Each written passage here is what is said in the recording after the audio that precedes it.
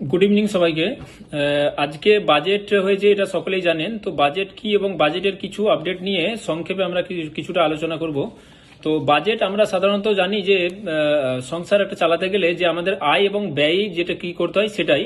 তো গভর্নমেন্টের central government যিনি এই দেশটা চালাচ্ছেন, যে গভর্নমেন্ট, তো উনাদেরই একটা বাজেট হয় যে আয় কত এবং ব্যয় কত, এর একটা যে খসড়া সেটাই হলো বাজেট, এবং সেটা বাৎসরিক ভাবে হয়।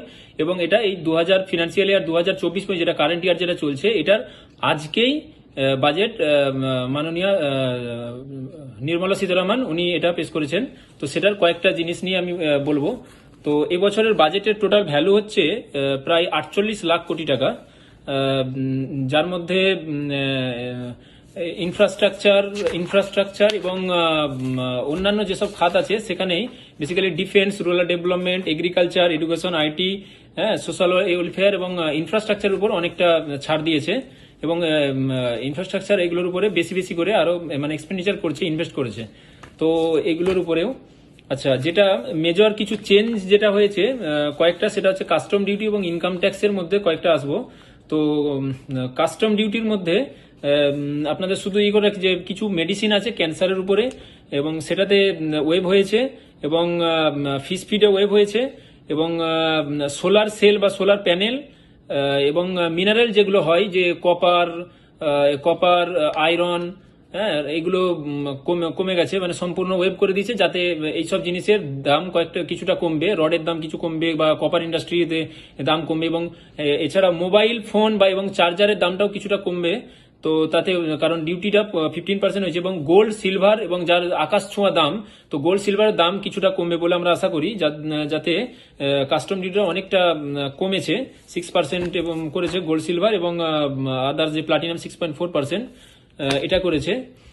আর ইনকাম ট্যাক্সের মধ্যে কিছুটা চেঞ্জেস হয়েছে, যে 5% অব্দি আগেও যেটা ছিল, তিন লাখ অব্দি জিরো ছিল, কোন নীল ছিল। 3 থেকে যেটা 6 লাখ ছিল সেটা 3 লাখ থেকে 7 লাখ হয়েছে 5%, 7 লাখ থেকে 10 লাখ 10%, 10 থেকে 12 লাখ হচ্ছে 15%, 12 থেকে 15 লাখ 20%, এবং 15 লাখের উপরে হলে 30%। যেটা শুধু চেঞ্জ হয়েছে 3 লাখ থেকে 6 লাখ ছিল, সেটা 3 লাখ থেকে 7 লাখ হয়েছে 5%, এবং যেটা 15%, 9 লাখ থেকে 12 লাখ ছিল, সেটা এখন 10 লাখ থেকে 12 লাখ হয়েছে 15%।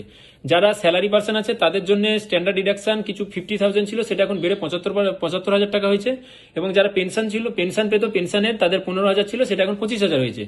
এবং যারা শেয়ার মার্কেটে ইনভেস্ট করে তাদের জন্য কিছুটা চেঞ্জেস হয়েছে। শর্ট টার্ম ক্যাপিটাল গেন, যারা 1 বছরের মধ্যে শেয়ারকে রেখে হোল্ড করে বিক্রি করতো, এই 1 বছরের মধ্যে যারা বিক্রি করতো, তো শর্ট টার্ম গেন হতো, তাদের ওই প্রফিটের উপরেতে 15% ট্যাক্স দিত, সেটা এখন বেড়ে 20% হয়েছে।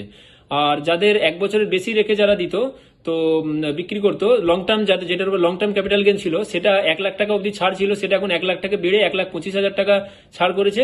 কিন্তু ট্যাক্স রেট যেটা ছিল 1,25,000 টাকার উপরে, যেটা 10% ছিল, সেটা এখন 12.5% করে দিয়েছে।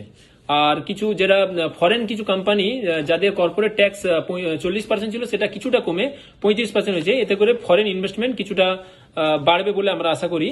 তো এটাই। আর জিএসটির কিছু যে চেঞ্জ, সেটা 53 কাউন্সিলের যে মিটিং হয়েছে কয়েকদিন আগে হয়েছে, সেটাতে চেঞ্জ অলরেডি হয়েছে। তো সেটাতে মেজর কিছু চেঞ্জেস হয়েছে, যাতে ইন্টারেস্ট ওয়েভ হয়েছে। ইন্টারেস্ট ওয়েভ অনেকে শুনেছেন, যারা নোটিশ খেয়েছেন, যাদের বিজনেসের যারা নোটিশ পেয়েছেন, তো তাদের 2017, 18, 18, 19 এবং 2019-20 যা ইন্টারেস্ট ছিল, সমস্ত ইন্টারেস্টটা ওয়েভ করে দিয়েছে। যাদের কেস চলছিল বা অ্যাপিলে ছিল ফাইল, তো তারা তাদের লয়ার বা তাদের যারা কনসালটেন্ট আছে তাদের সঙ্গে কথা বলবেন, এবং ওনারা নিশ্চয়ই জানেন, এবং আপনাদেরকে সম্পূর্ণ ঠিকভাবে গাইড করে দেবে যে ওই ইন্টারেস্টটা ওয়েভ করে দিয়ে শুধুমাত্র ট্যাক্সটা পেমেন্ট করে দেবেন, তাহলেই হবে।